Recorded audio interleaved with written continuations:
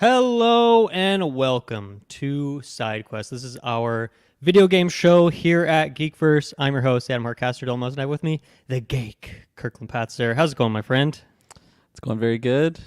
Spent the morning skiing, and now I guess technically snowboarding, but now I'm here to talk about some fun stuff with you. It's just easier to say ski, it rhymes, just rolls off the tongue a little bit easier. Is it that much easier than snowboard? Ski, it's like ski. I don't know. I'm pretty tired. Skiing, snowboard. I guess snowboarding. You're shaving off one syllable, so if that could add up over the course of a lifetime potentially. Exactly. Yes. Yeah. Today we have a fun, almost a bonus episode. This is coming out on the actual regular SideQuest release date. But yeah, this is going to be a what we've been playing episode. We're going to talk about Baldur's Gate. We're going to talk about Dragon's Dogma, Returnal, some Kirby, another game called Dear Esther. So a lot of stuff. It should be all very fun. And then, later this week, probably Thursday or Friday, I don't know the exact drop date yet, is when we're going to drop our video game draft for the year of 2024, so that should be fun. And then next week's SideQuest is lined up as well because the Xbox Direct has been announced for, I think, January 18th or 19th, which is going to have info on the Indiana Jones game, which Kirklin is rumored now to be coming out this year, which...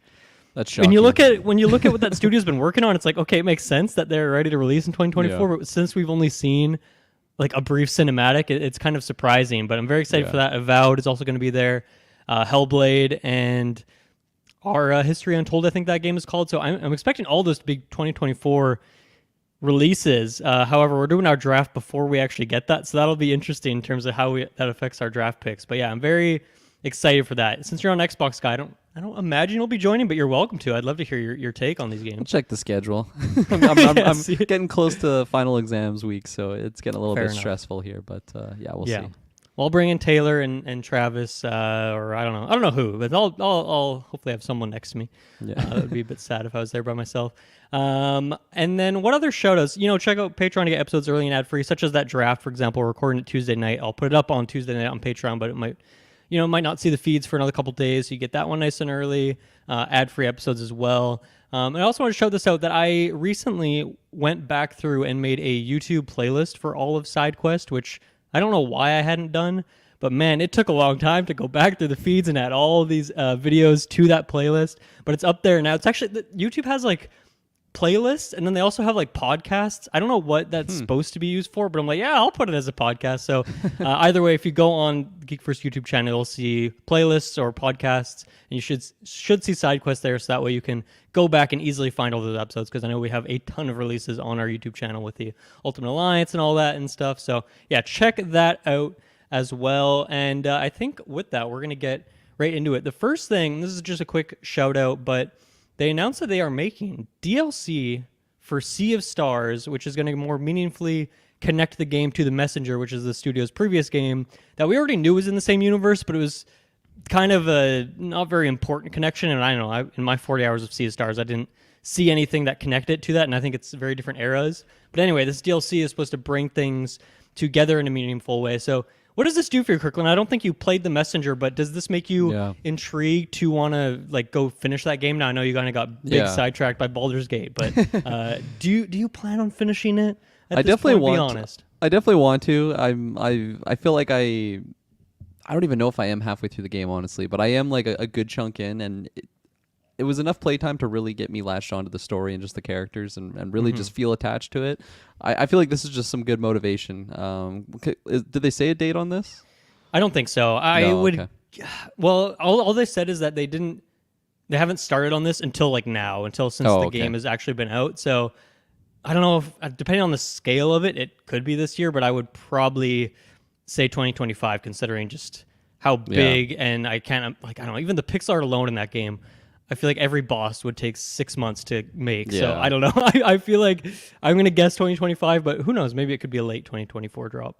Okay, yeah. But I was going to say maybe if I have a straight up date, I could try and plan my completion around that time. But I mean, I'm still plugging away at it a little bit here and there. Baldur's Gate definitely is just the big time sink right now. But luckily, I'm just kind of doing a campaign with Shay, so when I'm not playing with her, that'll be a good reason to jump into there. But yeah, I had another game I was trying out this last week, and Yeah, just excuse after excuse. I gotta get. I know back you in still there. have Midnight Suns in the queue. All these games that we talked about, There's me, too you, and much Taylor on the content. backlog. Yeah, there's so many. Yeah. There's so many freaking games. But yeah, I mean, obviously, it's been a long enough now, so I feel okay spoiling my Game of the Year list. But Sea of Stars was ultimately my number one Game of the Year for 2023. So whenever this drops, I will be there day one to check it out. Really excited, and I did play through the Messenger as well.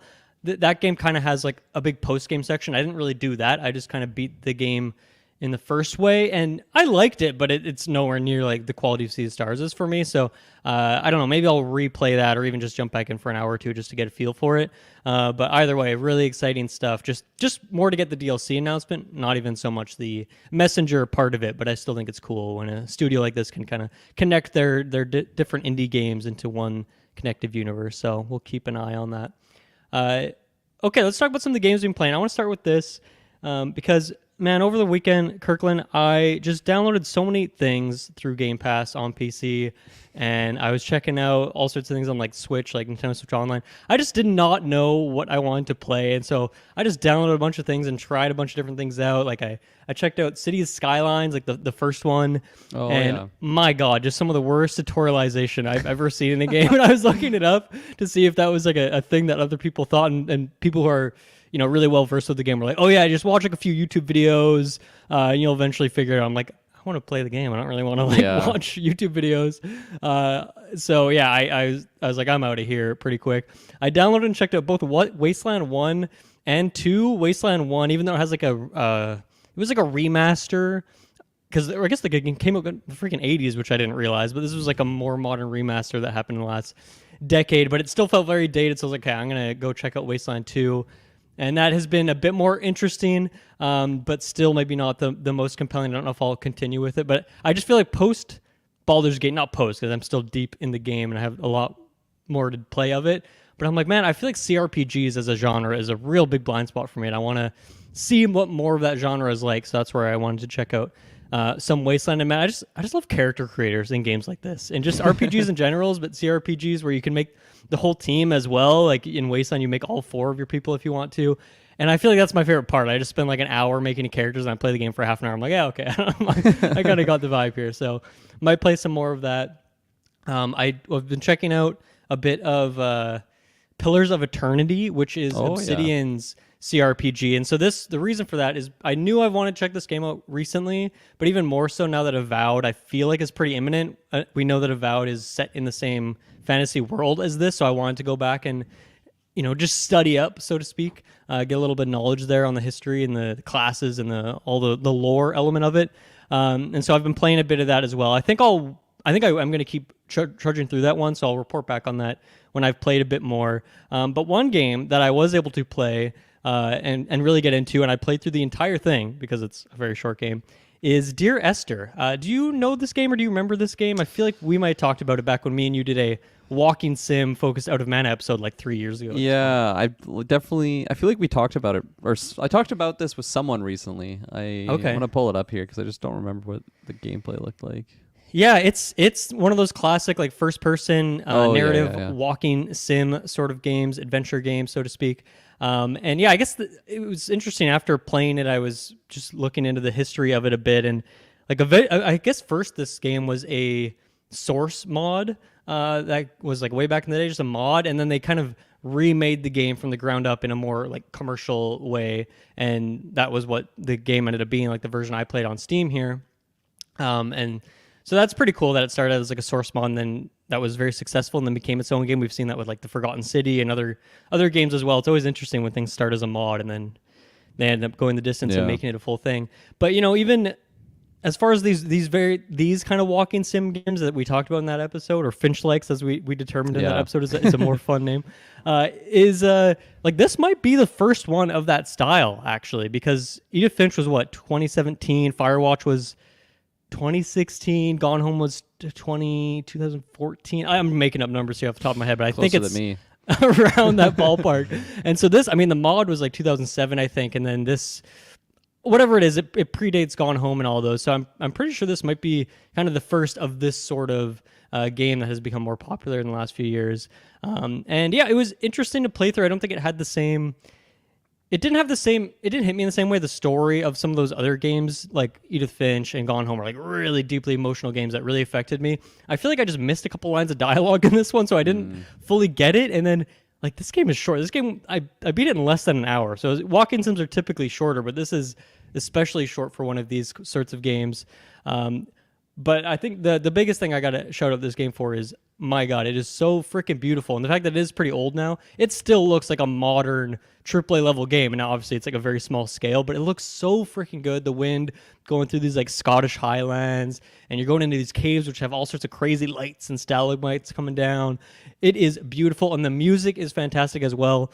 Looking into like the studio, which is called the Chinese Room, the two like studio heads, people who made the original game, I guess, and then brought this team together to make this game. Like, one of them is the composer for it, so I feel like music was probably a big part of this game from the very beginning of it, and making that very important. And it's really, really good. It's weird though, because I looking more into the history of the studio, I'm like, I wonder what are they doing now. And they are working on this game called, what's it called? It's a somewhat of a generic name. If you could look it up, just Chinese Room. I'm curious what their current game. It still comes the deep. Here comes the deep. It's something like that. It's a horror game that we talked about at Summer Game Fest last year, or I think I maybe talked to Taylor about it. Maybe Travis, I forget who. So they're still making stuff, but it seems like they've gone on quite the journey where they got acquired at some point. Still wakes the deep. Still wakes the deep, yeah. So it looks a bit more horror-like, but it could be immersive simmy too, which, I mean, all these games, like Edith Finch, Gone Home, kind of have like their scary horror elements to them, right? Definitely, yeah. Yeah. But I mean, I also feel weird about the studio because it seems like after this game came out, those two like studio heads I was talking about just like laid off the entire team and then like went into hiding for a couple years, and they eventually came back and made some other game, and then like they got acquired, and then like one of those studio heads left. So it's like, I don't even know. Like it's probably not meaningful who's working on that Still Wakes the Deep game compared to what this was back in the day. But still interesting to go through. And you know, walking sims are kind of an interesting genre because since they're so short and they're generally pretty cheap, and all of them are pretty much still like on Steam or other platforms, like it's a genre that it's really easy to have like a very solid understanding of. Like I feel like I've played so many of these games now, and I can really speak on like the biggest ones in the genre, but it's just because it's such a small one. And there's certainly other ones and ones that are on my wish list and whatnot that I might check out in the future too. But I'm glad I finally played this game because I bought it like, I don't know, probably a year ago, and it's just been sitting in my Steam library, but it was a good one to go check out. And I think you would like it too from the walk-in sim perspective, but I like I said, I don't think it's quite as strong as the games that followed it, but I can also see like the inspiration for those games definitely coming from this one as well. So it's interesting to go back to maybe what some of those games played, got really inspired by, and decided to make their own game.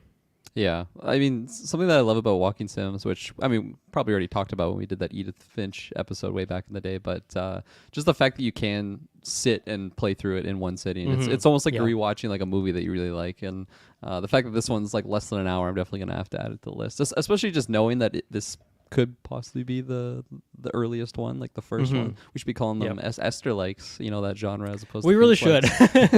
We really should, although maybe fuck the studio because of how they treat their employees. So I don't know if I want to do Finch that. likes.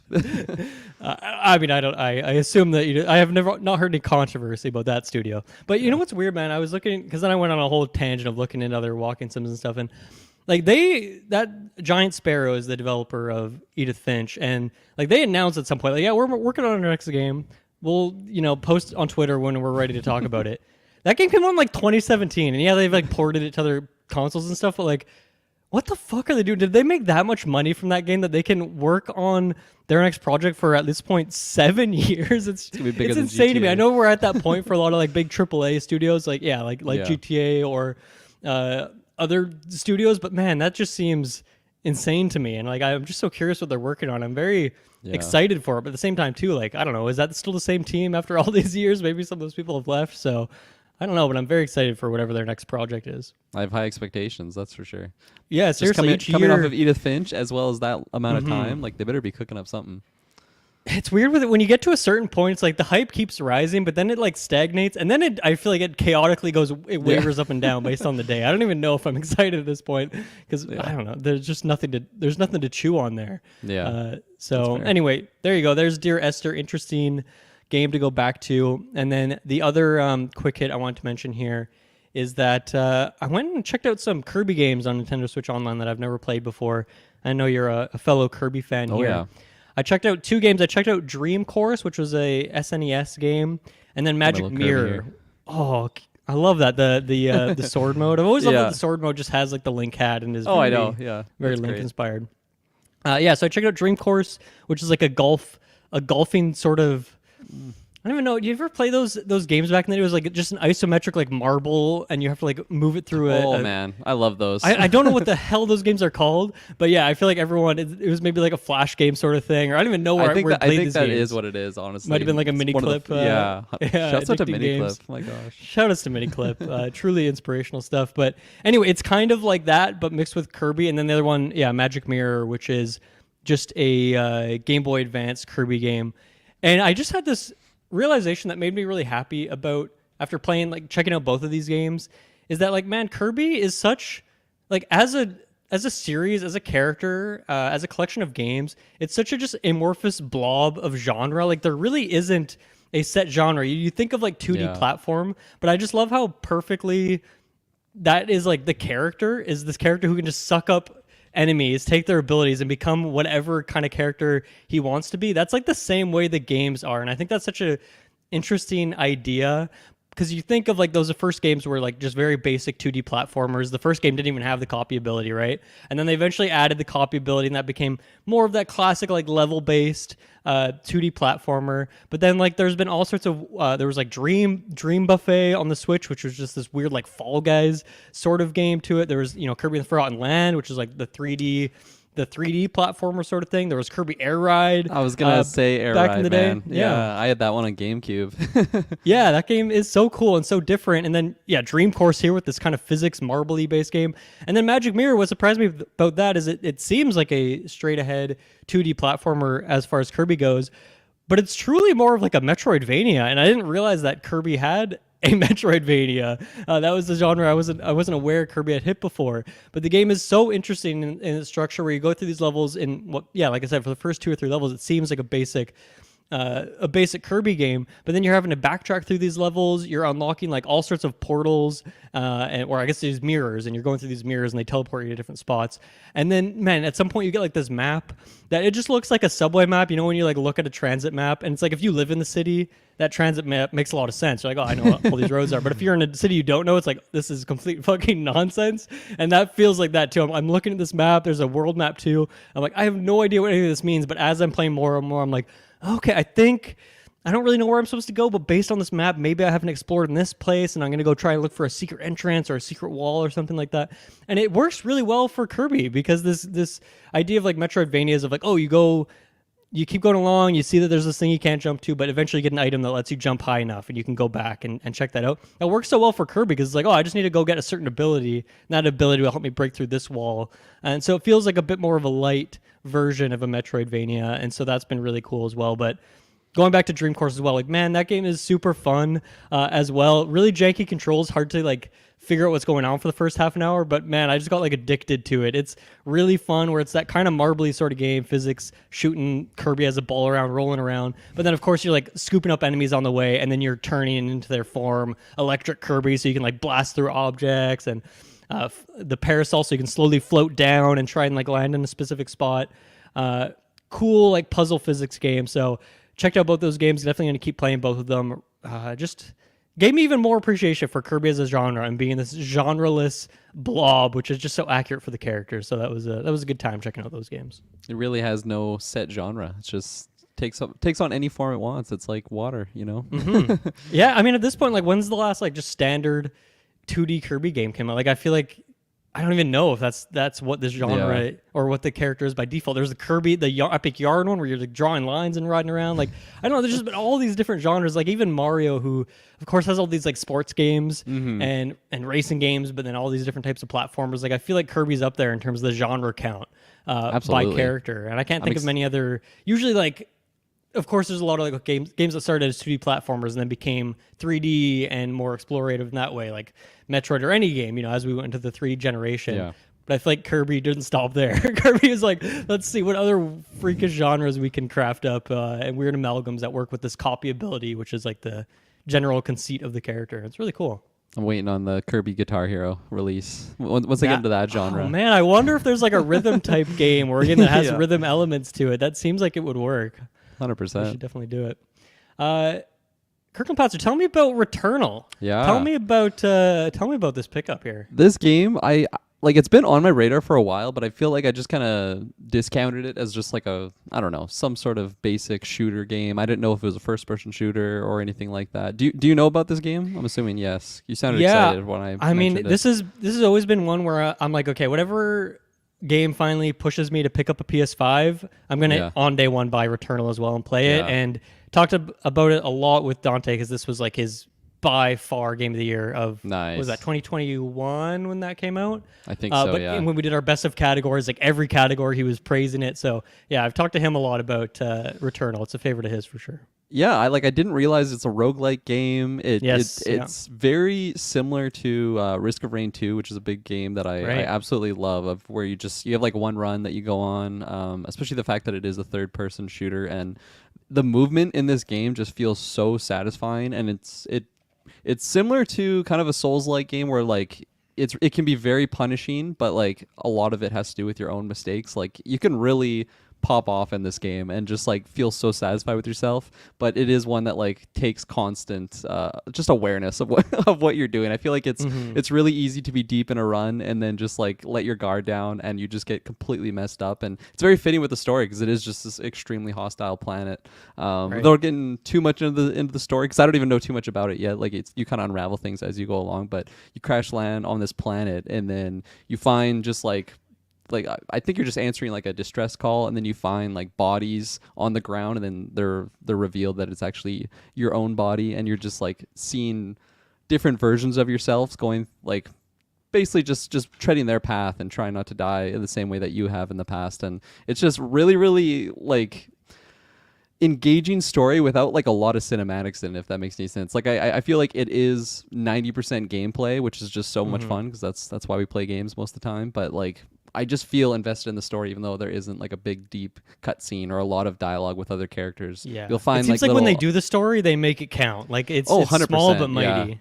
100%. And there's so many little things hinted off early in the game that it reminds me of like a really good old TV show. Like maybe the first time I watched Lost, and they would just like reveal something that I'm like, what the hell is that? And like when is it going to be revealed? And then of course like couple episodes or maybe seasons down the line, you get those answers. But do you think we'll do Geek First long enough that we'll ever retro Lost? I don't know what like would have to like Lost 2 or something like back. Man, I feel like they would do like a Lost movie. I feel like at that point that would be huge. Like with every old series getting like remakes or sequels these days, I could see them doing it. 100%. I'll get back to Returnal, but quickly on Lost. Sure. I watched it way back in the day. I absolutely loved it, and then Shay wanted to watch it, so I watched it through with her until like maybe the third last season, and I just forgot how truly awful those later seasons can get. Yeah, it gets weird. Yeah, early portions. I dipped after probably the same amount of time. Yeah, early portions of the show though. Oh my gosh, fantastic. Great. But yeah, in Returnal, the reason why I made the comparison to Risk of Rain is just the fact that you are on this hostile planet and you are doing these roguelike runs, and like really they can go either way depending on maybe what items you come across or which areas are just revealed in certain orders. Because I don't know if it changes at later points of the game. Like there has been times where I'll get like an artifact or something, and then it basically gives me like a redo, as like, because normally if you die you'll just restart from like the start. It's as if that character dies and then the next one like wakes up on the ship. So it's really cool how that works, but you can get like little things that help you out there. There's also different area, like something that you can unlock that will, instead of dying and then waking up at your ship, you'll wake up there. But all those things have to basically just be one use. It's like a consumable type item. And yeah, just having lots of fun with just the combat involved and the movement, and just very, very punishing bosses. And there's some bosses that I feel like I just completely bop, and then the next time I play against the exact same types of bosses, their movements, I just like I'm slow or something, and I just get like one shot by them.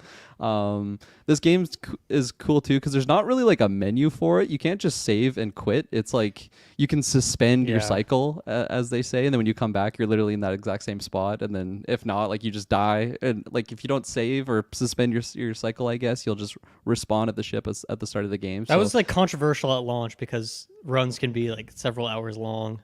Yeah. So I think they've improved it from launch. I think there was like no way you could even suspend or something. I don't know. Maybe because I don't know what it was, but it seems they must have added some things post-launch to just make it a little bit more. It's like Sifu that Sifu issue where like the game was just too difficult to actually like make it through, and then they ended up adding like an easier difficulty later down on the line. But I absolutely just love the whole cycle mechanic of it, and just like I think the biggest thing is the gameplay though. It's just so fun to play, and you move really fast in the game, but so do the enemies. Like it can be very punishing. There is a melee that you can kind of like cycle in with your attack, so you can get a little bit creative there.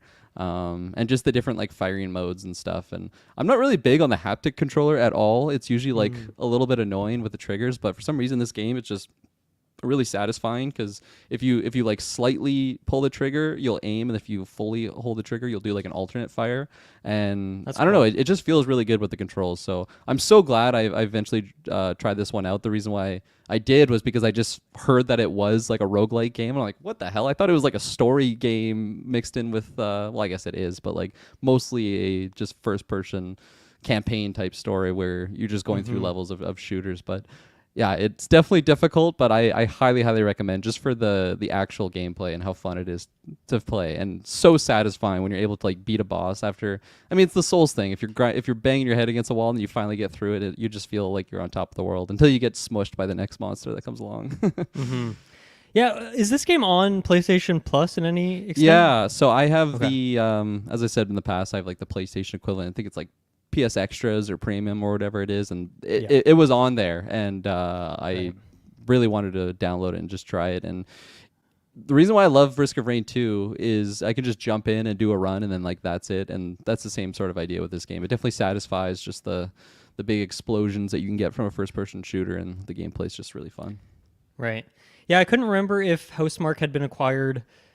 It was very close around this game's release. I couldn't remember if it was right before it or right after it, but either way, the game would have started outside of the PlayStation acquisition, but obviously they're not their first party. It makes sense that they would put it in there as part of the catalog. So that's a nice addition. Yeah. So when I finally get that PS5, I don't even need to pick up the game anymore. Well, I don't need to buy it anymore. I'll still pick it up. Yeah. You know, it's interesting. Because we've seen now, like, there's this Last of Us Part 2 coming out with the roguelike mode. God of War just got that roguelike mode. I wonder how much of the decision of that was those studios seeing the success of Housemarque with Returnal. That was a very successful game, even though Housemarque was maybe more of a smaller niche studio before that. And I wonder if that kind of inspired these other PlayStation studios, or was even like the higher ups at PlayStation were like, hey, you should try this formula out as like an expansion for your previous games, because Returnal was such a big success. But either way, it's cool to see roguelikes, which were just strictly indie games for years, smaller scale, bit simpler, to get these big 3D versions of it now. As you mentioned, Risk of Rain, we've seen so many of them now at this point. I feel like Returnal's definitely like the cream of the crop, as it were. It seems like God of War is very much following in the footsteps, because it was also very story focused, as well as being just the roguelike. So it's cool to see that happen more too. Obviously, a game like Hades really implemented the story, but then you have some of my favorites like Binding of Isaac or Spelunky, which really have no meaningful story. It's more just like they connect the story afterwards. But yeah, it's cool to see. Obviously, these Sony studios are known for making great stories, so it's cool to see them implement it into the roguelike format. Yeah, 100%. I like the lead too in it. She, because most of the time, Celine, right? Yeah, most of the time you're just finding audio logs of yourself, so it's kind of interesting just how that happens. Just finding your old corpses. But I don't know. She's got a good whatever she's got for the little story that I've at least seen her about. I've also heard her death cry multiple times. Yeah, I know there was a DLC that came out for this game too at some point. Do you know it? Yeah, so I guess I didn't maybe know that. I forget how it was implemented in there, but I don't know if that's something that would be a free update that therefore you would have access to, or if that's more something that you okay. What's the name of it again? Ascension, it looks like. So right, yeah. Oh, it added co-op. I know that was one of the parts of that update. So I do know about that, because early on in the game you see the giant tower, and I think that's what you go and do co-op mode in. But I know there's also like a challenge rooms, and it might be the same sort of I thing. think it's probably the challenge room thing as Okay, well. yeah. That was more the update. So I have that available. It's like right by the ship when you start, but I'm like, Okay, that's cool. probably really hard. Oh when yeah, they that's say like challenge room. once So you've mastered the game. Yeah. Exactly. Very cool, man. I'm glad you're playing that. Excited to hear more about that. And yeah, highly once recommend. Again, whenever I get that PS5, especially since it's on the catalog, We'll have to do some co-ops once you get that. That would be lots of super fun. I'd love yeah. that. I would love that. How about we take our first break, and then we'll get back and we'll start talking about some fantasy, some nice dark fantasy games. We'll be right back. Okay, we are back. So let me talk about Baldur's or Dragon's Dogma. Sorry, and then we'll get into. You tempted me. We'll get into Baldur's Gate. Don't worry, we'll be there soon enough. But yeah, I mentioned this on our preview last episode for anyone who listened to that. But I have been jumping back into Dragon's Dogma, which came out like well over a decade ago at this point. And then I think the version I'm playing was like a slight maybe remaster. It had some DLC content in there, the Dark Arisen DLC, whatever it is. That's what I'm playing on the Switch version. So yeah, this is a holy fuck, this is a weird freaking game in so many ways, in the mechanics, in the story, in just the layout and presentation of it. It is a very, very odd game, and I don't really know much about the studio specifically that makes it. I know it's under the Capcom umbrella, but yeah, really, really weird game. This is a dark fantasy game that starts out with, you start in like the small tutorial area, and you're playing like not the character you make. You're just kind of learning the controls and whatnot. And like already a lot of controls, and like it has the controls on screen because there's so many different like button combos and like, oh, hold the trigger and then you can do this special bonus, and you're like controlling your party as well. You're telling them to back off or go in and all this sort of thing. So it's really like over the top right at the beginning. This short tutorial sequence, like 15, 20 minutes long, you get like a big cinematic, create your character, and then you're boom into the game. And this is a part that's pretty insane about it, is that like from that moment, after that first 15, 20 minutes, the entire map, the entire open world map is accessible to you from the very beginning. And it's not... The structure of this game is like, I don't know, there are what feels like a bit of a main quest, but you're also just picking up, like within an hour of playing the game, I had 25 quests in my journal, just like all in there. And a lot of them are just like slay 15 bats, slay 3 ogres. Like it's a lot of that sort of stuff. But then are a couple like story specific ones as well. And it just really hams it up there. But I've even found this so far that, man, I'm getting like destroyed by certain enemies, and it's like, well, I guess I probably shouldn't go that way, but the game does not make it very clear where you should go or what you should be doing. And that's also very intentional. I think it's supposed to be a hard, punishing game where you're trying to like learn and figure everything out. But because of that, there's been some friction in there. But yeah, for the most part, it's a third-person action game, action adventure, and it's very much... You know, it weirdly feels like a lot like an MMO, which I haven't really played MMOs for years and years. I played them a decent amount when I was younger with like Tales of Pirates and Last Chaos was one. I never played like WoW or any of the big ones. I was just playing these weird, small, like very cheap ones with my friend McCall, who's been on Geek First in the past. But yeah, this game feels very much like an MMO, and the enemies are very bullet spongy. It's very much about stats and equipment and weapons rather than player skill, I will say, although that's definitely a part of it as well. And then like the party element of it. So you're recruiting these characters called pawns, and I'll talk about those in a minute because that's this whole thing.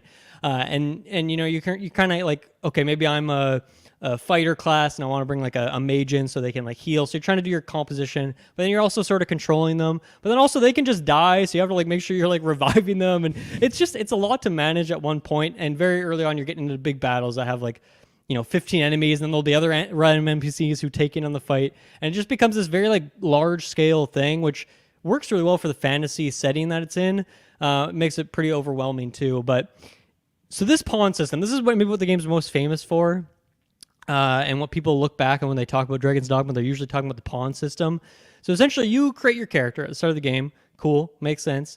And then at some point after a couple missions, you create a pawn. And a pawn is just like, the way they describe them in this game is that they look like people, they sound like people, they fight, talk like people, but they are not people. They're otherworldly beings. But instead, like, because of that, they just end up being like these very, like, they never really make any sort of facial reactions. They don't talk in the story at all, but they're just like these freakish, like, puppet people that exist in the world, and like you can recruit them. Sometimes you'll just be walking along a trail and you'll see a random pawn. You can recruit them. You obviously make one at the beginning, but then this is where like the online component of the game comes in a bit. So you can go into like this other realm, and you can recruit pawns, and these pawns can be other people's creations. So when I went into my first room where I was, it was essentially like an interview. I went in, I was meeting all these different pawns, deciding which one I wanted to recruit.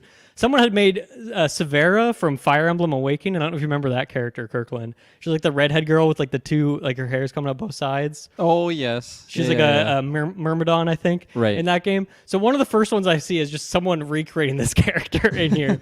And from what I've heard, people make all sorts of, funny connections to make them look like other characters. But all the faces in this game are super derpy. So it's Severa with like the derpiest face you've ever seen in your life. Which is a funny thing. So yeah, you're bringing these pawns in, and some of them are like really high level, but then you need like a bunch of points to recruit them. But it's interesting. It's kind of like you're controlling this little party, and you start to get attached to them, and like they all are very goofy and derpy and have funny names. But yeah, you get like attached to them. You start growing on them, and you can like favorite them, so you can recruit some of them later on. Like maybe I see one. It's like very high level, like if someone made Tifa Lockhart from Final Fantasy, but like she's very expensive. I'm like, oh, okay, I'll just favorite her and I'll go get Tifa later. It looks nothing like Tifa, but I mean, this person tried their very best. But yeah, so that's maybe one of the more interesting parts about it is this pawn system that incorporates the online element of it. And then obviously, it seems like if if people are recruiting your pawn, using your pawn, leveling up, you as the player will get a lot of rewards. I don't know what that'll look like for me now playing the game all these years later. Maybe someone will pick my pawn and I'll get some bonuses there, but I haven't really seen any of the fruits of my labor there at this point. One thing I loved about the classes at the beginning, you have kind of the classic, thief, warrior, mage type, but the thief type is just called the Strider class. I'm like, of course I'm picking Strider. Like Aragorn, I'm just being a Strider over here. So you get like the daggers and a bow and arrow, and that's been a very fun class, like very high attack rate. I like using the bow and arrow. You get all sorts of other powers and stuff in there. So, yeah, it's been a fun time, but also a very confusing time and a lot of friction in there. But it's pretty enjoyable. I think I'm going to keep going with it. Another thing too is it seems like they kind of incorporated a little bit of like, oh my god, what's that game called? The Colossus game. Shadow of the Colossus. Yeah. They incorporate some of that part. So one of the buttons you have at all times is just the grab button. So you can like grab on enemies and like climb up them. And this is like a big part of it where it's like if an enemy has like a huge tail, if you target the tail, eventually it'll chop off the tail and that'll do like a big damage bonus. Like certain Dark Souls bosses have that sort of thing, right? But then also you can like climb up on an ogre and like try to slash them on the head like Legolas in the Mines of Moria there. So that's a fun part of it too. And it is janky, but it's fun just climbing on this huge serpent creature and you're just climbing up them for so long. So yeah, it's an interesting game. I don't know if I can really recommend it. I think it's a very grindy, bullet spongy game, which is typically not my cup of tea, but I also think there's like a huge part of it where it's really just stats based and like maybe I just don't have the right equipment yet, and so maybe that'll change. But yeah, it is a hard and weird game. But yeah, for anyone who's looking for like a weird dark fantasy thing, now would be a good time to check this out because the sequel's coming out this year, and I don't know, just like the next gen version, or I guess current gen version of Dragon's Dogma, it looks freaking great. So I haven't decided yet if this is pursuing me, want to pick up that sequel at launch or anything, but still a very interesting game, and I'm glad I finally have gone back and checked it out a little bit.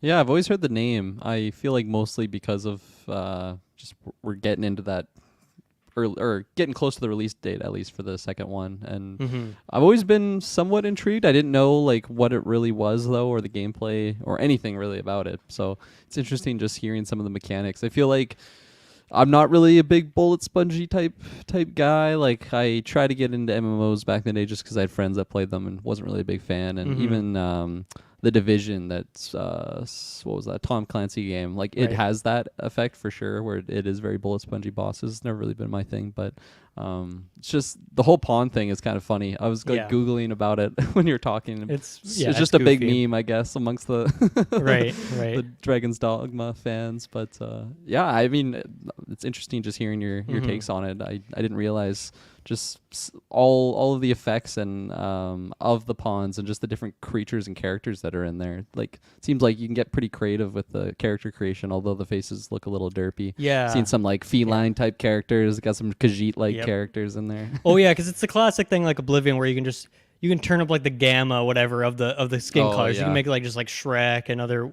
weird beasts. But yeah, it's a weird element of the game for sure. The bullet spongy part of it, because there's even like a tooltip early on that it's like, based on your stats, you might deal 0 damage to enemies. If that is the case, go do something else. It's like, what? Or it's like, some fights might be too hard. Don't be afraid to run away. And it's like, it's very counterintuitive. You always think like games hold our hands so much that it feels like if you're early on in a game and you're wandering around, you should be able to fight the things that are in your area if you've unlocked that. Even in open world games, it's like usually the harder content's gonna be like really far away. But like very early on in this game, you can just come across this group of 15 lizards that are invisible, and you deal like 1/100th of their damage every hit, and like they insta kill your pawns, and your pawn's your healer, and so you're getting destroyed. It's like a total mess. But then it's like, I don't know. The game is like very much embracing that. It's just not holding your hand. So I don't know. Maybe I should watch a couple of YouTube videos on it to get some early tips and tricks too, because that's something that I feel like I could do. Even early on, like I was making a bunch of money and I had just like my basic gear. I'm like, normally in a game like this, I will save my money for the first 15 hours. I will not buy anything unless I like need a health potion or something. Mostly I'm just like, I'm saving money till later in the game when I feel like I understand the game. But I'm like, no, immediately in this game, I'm going to go buy even just the next tier of equipment. And it made a huge difference to how much damage I was doing to like the level 1 goblins in the world. And it made the game a lot more enjoyable. But yeah, like, man, my ideal world is the Ghost of Tsushima, like highest difficulty that they patched in, where you kill enemies in 2 hits, but they also kill you in 2 hits. Like that's ideal to me. Like 0 bullet sponginess, just like super high stakes, like deal tons of damage. I want more games to adopt that, because I'm definitely not into the bullet sponging typically, but I don't know. It makes every fight feel like a boss fight in this game, which is a good thing too. That's fair. Yeah. So there you go. I'll probably report back on that one when I have some more takes, but we'll see when that happens. Kirklin, 2 weeks ago, me and you, or more so me, I was talking about Baldur's Gate 3. You were asking me a lot of questions about it. And then I got the Discord ping, I think that night or a couple days later or something. Within an hour, probably. I think I was within an hour that the trial. That you had downloaded the trial. And then not long after that, another ping that said, I bought the game. I've been playing Baldur's Gate 3. I'm doing this co-op run. I've done all this stuff already. I'm like, oh, shit, let's go. So, yeah, you jumped in. You picked up Baldur's Gate 3. Tell me about it, man. I'm excited to hear how this journey has been going for you. No, I mean, yeah, like on that cast, you could just tell I was super eager, asking all the questions, and I've been really just itching for D&D lately. I haven't been in a campaign for a little while. It usually goes the way for all campaigns, where it's like you got a schedule, and then one person's like, I can't do it this week, and next week, oh no, I can't do it this week, and then your DM loses steam, and then this whole world just which is understandable. It's very hard to be DMing, so shouts out to all the DMs out there. But I've just been like getting that itch for it, and just hearing all the positivities about Baldur's Gate. I've always said that I knew I was gonna get it, but I'm just gonna wait until I have a little more free time. Fuck free time. We're gonna just cram it in there with our busy schedules. And when you love something, you will find free time. That's one thing I've learned for sure. Exactly. I downloaded the free trial. So on PlayStation, you can get the free trial for some games if you're a PlayStation Plus member for 2 hours. And I downloaded that. I was in the character creation for who knows how long, and then. 1 hour 59 minutes, pretty much. And then while I'm in there, Shay was home, and I was just telling her all about it. And I convinced her to want to jump in with me. I'm like, you want to add your character? You can do it right now. She's like, all right, let's do it. So by the time both of us were done making our characters, it was about like an hour and a half. So I think we had like 30 minutes of gameplay before the actual before the trial expired. So has Shay ever had interest in D&D? She's been in 2 campaigns with. She's played. Okay, I didn't know that. With me and a couple cool. buddies. Yeah. So, nice. And we've had fun there, and especially because we learned it together, so we kind of have like somewhat of a base, which I think helps jumping into Baldur's Gate, because there's a lot of ways to handle situations in this game, and you can go just head on, and you'll usually die, because this game is actually very challenging, in a good way though, because I feel like it really forces you to think outside the box. But yeah, just my initial thoughts were about I don't know, like 6 or so hours into the game, I think. Okay. Again, like an hour and a half of that is character creation. I don't know how like accurate the time is compared to where we should be. But we are both having a complete blast playing this, especially just the way that certain situations play out. It's a D&D thing. Like you can really have an idea of where you're going with a path, and then you don't get a good roll. Now this character like hates you or something, or maybe one person makes a decision that the other person wouldn't necessarily choose, but you're going with it now. We're rolling with the dice, and I'm really just loving like the world building that they're doing. I really like the main story that they set up. I thought it's just a really great idea to set your character out on their journey, and the party members that we've had are really, really interesting. And like I said, we're like 6 hours. I feel like I'm literally on the tutorial still. Like I still feel so early in the game, and there's so many maybe little storylines that are hinted in certain side characters, and maybe those characters aren't even in my party because I have a full party yet. But I'm like, I kind of want to swap that guy out because I find him a little bit interesting and want to know more about what's going on with them. But I feel so bad whenever I kick anyone out and they're like, "Are you sure? Yeah. You sure you don't Every want me to time. tag along?" And Yeah. I'm like, I do, but I only have 4 spots. Like, Yeah. these are valuable spots right here. It's really tough, but I just think they did such a great job at really fleshing out the side characters, the party members, and the fact that you don't like you can make decisions that they just don't like, and they could leave your party, and like that's just that, and you don't experience them in your run, or maybe they just die and you don't revive them, and they're just dead there. Yeah. But yeah, no, I really, really like how it plays. It looks absolutely beautiful too, and So it good. runs really great on the PlayStation. I know you've had a lot of drops yourself. Yeah, have you on had any Xbox. crashes yourself? We've had I think 2 or 3, and I think 2 of them were literally in the exact same spot when we were like leveling up from level 2 or 3. If we both leveled up at the same time, it would just crash the PlayStation every single time. It was really annoying. So I just before we went like split screen, I would just level up all the characters and then added her back in. But since then, that hasn't been an issue, fortunately. But yeah, no. The third one, I think it was literally just like a dialogue thing that like froze, and then the game just crashed. Right. Is the split screen actual split screen, or are you still like sharing the same screen? It is split tethered? screen. Yeah, it is Okay. split screen, which is really nice actually, because I mean, as you know, as you're saying Yeah, on you that guys episode, can go do whatever the hell you want. You don't need to be and in that the same that loading has zone or been anything. so hilarious because sometimes maybe people in a relationship can be a little stubborn. It's like, no, I'm going this way. Okay, whatever. You go that way. I'm going this way. And then Yeah. all of a sudden, 2 different like cutscenes activate, and then it's like, oh, I really got to end this cutscene because I think she needs me. And then I separate activate battles. And, That's literally what happened. I activated combat through my dialogue because I didn't want to back down in Yeah. this whatever, and then I maybe failed like a charisma check or something. And her and I were both in like a 1v5 on each end. It was just so hilarious that we're both like freaking out, and we don't have any idea what the other person's dealing with. I mean, it's split screen, but you're so focused on your own situation, what's going on. So that has been really funny, and a learning curve of just getting us to stay a little bit closer together. And yeah, like it definitely is challenging. We're on the main, whatever it's called, like the balanced game mode there, and I still feel like there is times that we've been very lucky with combat, like a lucky roll here or there can work. But it's nice because it forces you to kind of really think outside the box, as I was saying earlier. And Yeah, definitely. I feel like we have a pretty good, well-rounded party right now. what's your party looking like? My character is a tiefling paladin, Oath of the Ancients, I think it is. It's more so like a healer type paladin class, definitely Okay. defensive and very fun. On a previous D&D campaign, I had a paladin character, and then Shay's playing a half elf fighter, I believe it is. I can't remember what the subclass is.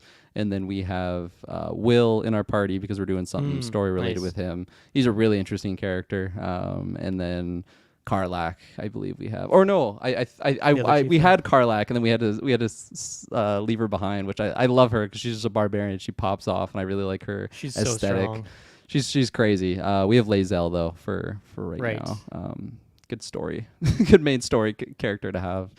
But I love how they just each have their own different personalities, and like if you recruit a new individual, you can kind of just hear their takes on what they think of them. And some characters, don't necessarily like each other, especially in the case of Will and Karlak when you first meet them. Right. But yeah, no, this game is so amazing. I tell all my friends who don't have it, who are in my same position, I'm like, just get it. Like, it's gonna be so worth it. Especially, you know, my friends that do play D&D. I'm like, I know it's gonna be right up your alley. And I feel like every session we play, I like find a new thing that you can do. Of like, oh, like I never even thought of using something like that. Like, never thought that you could use just Mage Hand to like pick up a javelin on the ground and throw it at an enemy. Like, that's just so sweet, so genius. Or maybe entering like an area that has trap doors. that was such a funny moment for us because I don't remember what area we were in, but we definitely activated a trap. I think it was my character that just opened up a sarcophagus and just these fire bolts were going everywhere. Oh, I think I did that room. That's like in that early area in that temple thing. Yeah, exactly. Literally murdered everyone in our party except for Shay and I, and we were just like in a corner. I'm like, oh, they'll turn off. Don't worry about it. And like they were not turning off. Just the fire bolts were going forever. And then we ended up finding like a button that she shot an arrow at, which deactivated them. And it was just really satisfying having that like resolution. You know, man, that scroller one revive. room alone probably took me half an hour just to slowly, each turn, just very slowly navigate and try and get those perception checks to find all the different traps. Eventually found that button as well. Yeah. It's so satisfying with how those checks happen because, of course, when you're playing D&D, like your DM will just be rolling for those sort of things to maybe just randomly occur. Maybe you have to do like a perception check or something on your own. But when you just enter a room and it says like perception check failed, and you're like, uh-oh, what did I not see? Yeah. So things like that, or there's so many little hidden things that you can just come across, whether it's like a hidden chest or something that if you have the right perception, you can just find it there. As well as just, I don't know, like just random things that you can come across that maybe you just thought it was like a dead end, but then it leads to like a cavern with just really like strong enemies. And you're like, I can't believe they designed this whole area in this tiny little thing that like, I feel like such a small percentage of people would actually like go in here, but you know, it leads to a full spider den or something. Like, it's just so insane how expansive the world is. And like I've already said, like I'm so early, I'm still at the tip of that iceberg. I can't wait to keep going on it. I was talking to my one buddy, Tyler, one of the Tylers that we know, one of the many Tylers that we know, I guess, and just hearing like how he's handled certain situations versus mine, and like he doesn't even know who Karlach is, and he's in like Act 3, I think, and I'm like, insane. man, that's crazy to me, but like it's fair because like there's certain NPCs that I don't even have that he has, like Gale the wizard. Like Shay and I never encountered that guy. That's also insane to me. Yeah, that's like so early on. Yeah. Yeah, it's just I can understand you went Karlach. one way. She's like down by the river, like hidden behind a tree. Like it's you might not spot her. Because Gale's like in that portal type thing that you find early on, and like when we went up to it, I'm like, that's dangerous. I don't want to touch that, and we just didn't. So we just he just stays in that realm. Yeah. Poor guy. You know, he's just in the Quantumanium realm now. But he's going through some stuff. I won't say much, but yeah, he's going through some shit in the story. Yeah. So I absolutely love the game. I don't really know what else to say other than just. Are you still at the Goblin Camp? Is that where? That's the last time I talked to you. That's where you were at. Yeah, when we were progressing through that, and it ended up going a bad route where Shay like committed a crime or something in it. So like she literally got thrown in jail, not just like violent with the goblins. Oh, okay. And then she was in a different area than us. And like my crew just started attacking the goblins, and then she was in like a different room that couldn't get out of, and then we were just against like the whole goblin camp. And it's like, were you on the interior at this point? We were in the interior, yeah. Okay, yeah. We made it through. Like we made it. Without spoiling too much, like we got to an area that we were talking to one of the drow people, or like the drow lady in there, and then we were like friendly with everyone up until that point, and then Shay just like randomly opened like a red box, you know, the one that's that you get a bounty on, and then she just went to jail, and it's like, oh, okay, I guess that's it, and then by the end of that, like the combat wasn't going well, like we dropped like 2 characters, like let's just reload that save, and then we haven't jumped back in yet, and that was. Our schedules just haven't fully aligned this week, so I think that was last weekend when we played. But yeah, I'm excited to get through that because I'm not sure how much further than that there still is in Act 1. Like when I was talking to Tyler there, he was saying that he felt like there was still a lot of things in Act 1 that he just didn't do. Like when he got through Act 2, he was maybe under the impression that like there is multiple ways to kind of end that act, but you know, he was saving spoilers for me, but I've heard about just some of the things that he's gone against. Like he was telling me a little bit about the Beholder battle that he went up against, and I was just like, man, what a iconic character in D&D. I can't wait to find. I don't even know what that means. So okay, that's exciting. there you go. Yeah. Yeah, I feel like for Act 1 on my single player save, I probably spent like 15 to 20 hours in Act 1. Okay, yeah. So I feel like quite a lot. But then also, like, when I was playing with my friend, our co-op playthrough, like, there's a whole area that we just didn't even happen upon in Act 1. So obviously you can skip past certain things. I tried to do as much as I could because I was stuck at this really, really tough encounter, and I was like, I need to get any amount of XP I possibly can. So I was going around the map trying to clear any quest, trying to just murder anything I could, essentially, to get enough XP to try. I was trying to hit level 5 because I was I don't know, I was just struggling so much with the sequence. And so that's where I found a couple of quests that I'm like, man, I totally missed this. So there's definitely a lot you can skip past, but no, I just had so much fun exploring that whole area. So I think I've seen like, I mean, obviously there's a million permutations the way these things can roll out differently, but in terms of like Act 1, I think I did kind of everything in that big loading zone area. Okay. With like the village there, going over to the goblin camp and whatnot. I think I saw most of that stuff. I'm sure there's a couple caves I missed on the way, but yeah, it was pretty thorough. But since I haven't had my Xbox with me for the last week and whatnot, I don't think I've actually played more since we talked of it. So it's, but like I said on the episode, I am in no rush to play through the game. If I finish it this year, that's great, but I have 12 months to do so, but we'll see. I'm not in any sort of hurry, but I think it would be fun. Like once have way more knowledge on the game or finish a playthrough, if I'm still wanting to play more, to do like a co-op run on like the hardest playthrough, that could be really interesting. For me and you as like the tactics guys, I feel like we could throw down. It would probably be pretty tough, but with more knowledge on the game and just having that tactics history, that could be fun. Because honestly, I think that is my favorite part of the game is the combat. As much as I love the dialogue, conversations, exploration, I think if I didn't zero in on one part, I really do love that combat system. That's kind of turn-based tactics but not on the grid, a little Midnight Sunsy, as I mentioned to Travis. Like it's got a little bit of this, a little bit of that. And there's so much variety in terms of the parties and the enemies and the locations and set pieces. So I really, really love the combat in it. Yeah, I started a single-player character that like I'm only like an hour or so in. Like I didn't really get too far. I'm really just close to that starting area, but I made a wizard on that tactical difficulty, and it's nothing too crazy. But I did find that like a lot of the way that combat can go is like if you have a low roll and they get high rolls, like you could just get one shot before you even do anything at the start of combat. So you do like obviously it does come down to the rolls at the end of the day, but that is also what's kind of forced me to be a little bit more tactical when it comes to the combat or whatnot. So I feel like I'm just getting better because on the harder difficulty you're kind of forced to do that, and then So is there any other change? Like is it just like health and bullet sponginess for the hardest difficulty, or is there other changes to the gameplay or combat? Like I know like certain characters can kind of react a little bit harsher, like if you use like charm person, for example. Right, I guess just any interaction might be like a higher roll required, right?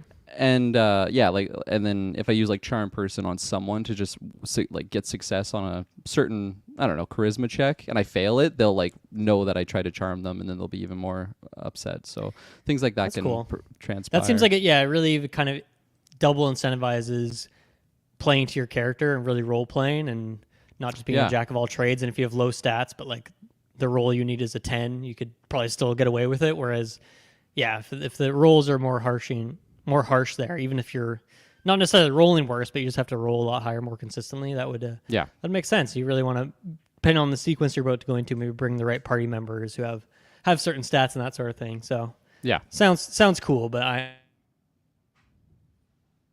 I'm pretty far away from another playthrough, I think, at this point. So much to do yet. Anything else on Baldur's Gate that you wanted to mention? Not yet. It'll be a never-ending, update cycle, I'm sure, as we get further along. I will say it's so nice that Shay's enjoying it as well, because it's been a lot of fun just going through those situations together. It's good. Cool. I mean, I think that's one me and you will probably be talking about for months and months and months at this point. So we'll talk about that more in the future. But I think a nice short and sweet episode is due here because we do have that draft coming later this week. Like I said, and all sorts of other rankings and drafts going on right now as we have our MCU Golden Geeks coming up, followed by the other regular Golden Geeks and whatnot. So lots coming on here, lots of fun stuff to check out. Thank you everyone for listening. Thank you for checking this one out, and we will see you again later this week. Bye-bye. Bye.